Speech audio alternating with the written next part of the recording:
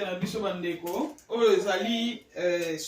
tangawis suite ya tangawis on asalaki bomonaki te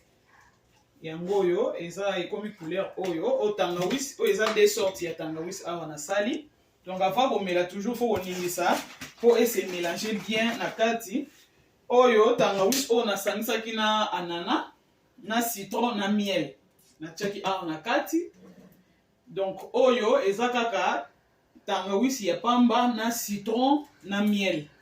donc ekoti eloko mosusu te donc il faut eza makasi mingi yango eza couleur oyo donc mpona komela ntuka ezoswa vraiment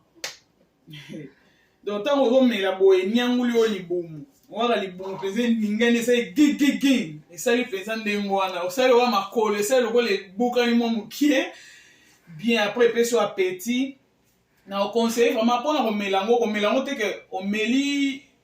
avant komela yango donc avant ya kolia il faut komela donc ekopesi o appétit ofandi mwa ba 10 minutes 20 minutes après olie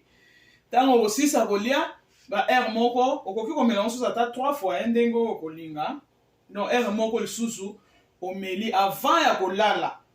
avant ke omata na mbeto omoni ke olingi okende kolala 30 minutes avant ozwi mwa ka verre moko omeli oke elala ekosunga o mpona libumu neti biso bamama boye mabumu na biso otalaka kobota ekoma mwa minene donc esalaka ebalone o libumu so eza balone ekitisi mwa libumu soki ozo kosala yango régulièrement omona mpenza ekosunga yo ekohelpe ezosala mpe ke makila etambola malamu na nzoto amona obanga yango parce que ezoswa makasi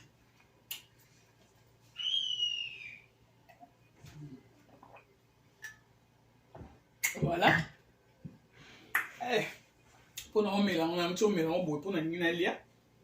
mpona lia bien ameli boye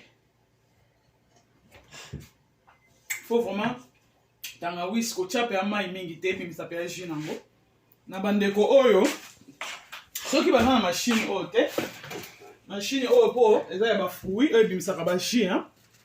ebimisaka uniquement bajus donc soki otie bafruit alebimiseli oyo jus nango yango moko efini efiltre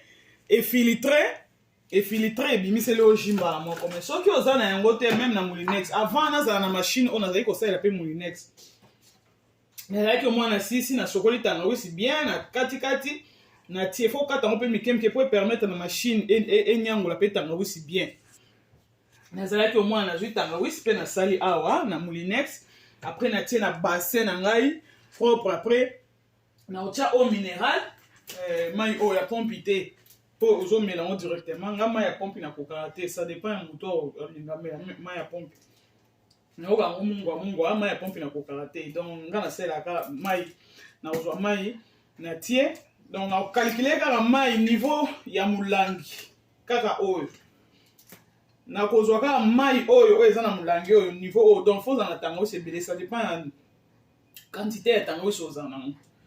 après ozwi mai oyo otie okokotia même suka awa parce que obakisa anana